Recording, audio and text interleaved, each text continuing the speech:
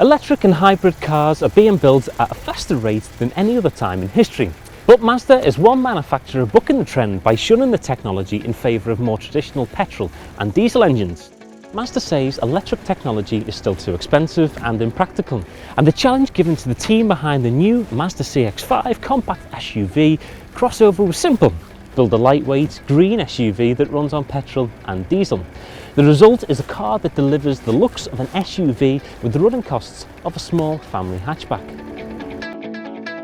The Mazda CX-5 is also a good-looking car. The Japanese car maker works hard to incorporate its flowing designs across its range, and so popular was the CX-5 when it was revealed its design language will even influence the next generation Mazda MX-5 sports car.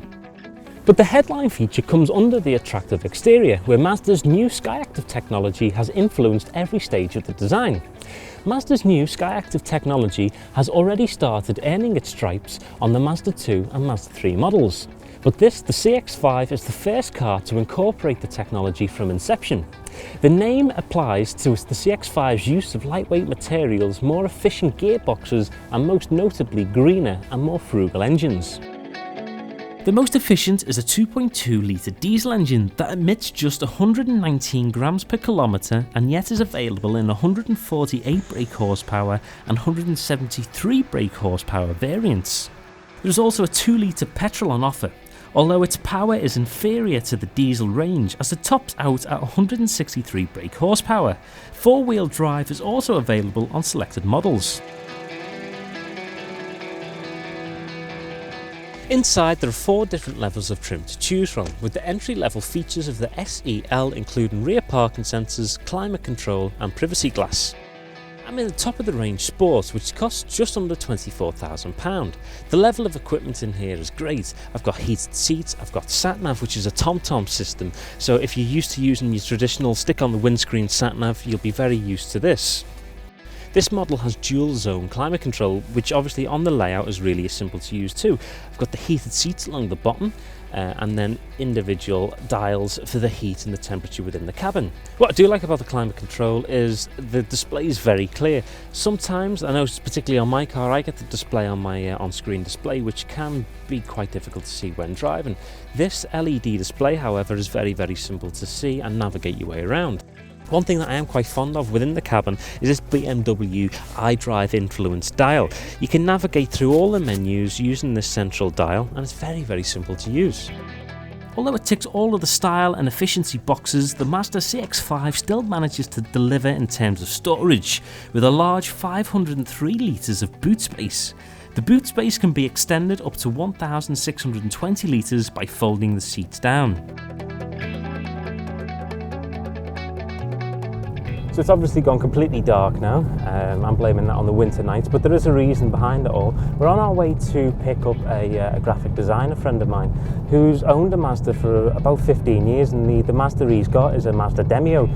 And I know you might be wondering what the connection is, but I believe the Demio was one of the very first crossover MPVs. Now, although the Demio is now obsolete and they don't make it anymore, and it does look very much like a wheelie bin, I think it's incredibly interesting just to make a few comparisons. It'd be interesting to see what Aaron has to say about this car in comparison to his 15-year-old Mazda also, just to see how the manufacturer have come along in the years.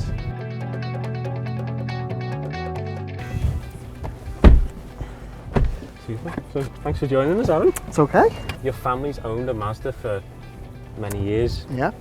And I'm convinced that the Mazda that you've got was the beginning of this, the CX-5.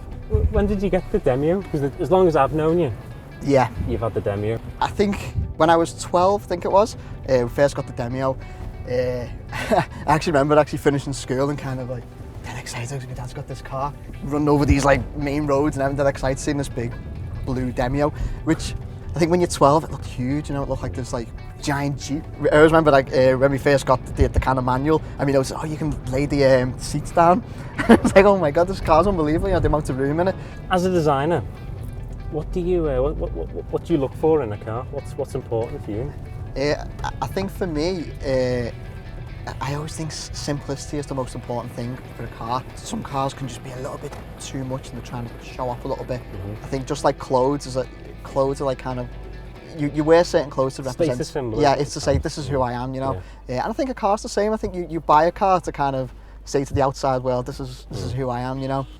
From a design point of view, can you give us an insight into the process of designing a product? The first thing that we always get is a brief or a problem. We then begin developing the initial design.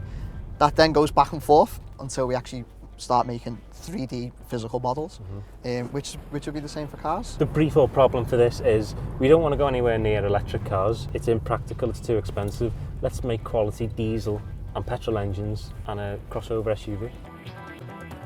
In terms of the CX-5, what's going on with the target audience for this? Because it looks incredibly young, it looks fresh, it looks something appealing to, well, it certainly appeals to me. Have Mazda got it right with the marketing and the look and the feel of this car? I don't think Mazda have got it right just yet. I think that it is a nice car. It is refreshing. I don't know whether it'll stand the test of time just yet. I don't know whether it will look a little bit dated soon. I kind of feel the same about the Qashqai as well. As much as I think it is a nice car, in 2012 I still think it's a nice car. In 2020, will I still find it a nice car? Maybe not. Design moves on, design changes, you know, it's cars are, I guess, like fashion as well, they move on. I think for having a car for 14 years of the same brand, driven by myself, my parents, used day in, day out, up and down the country, if Mazda can still keep making cars as good as that, I couldn't not tell anyone to not consider looking at this car. Mazda's bold move in dismissing electric technology means a lot is depending on the success of this CX-5. The CX-5 is a worthy competitor to the likes of the Skoda Yeti, Nissan Qashqai and Mini Countryman in this growing compact SUV market.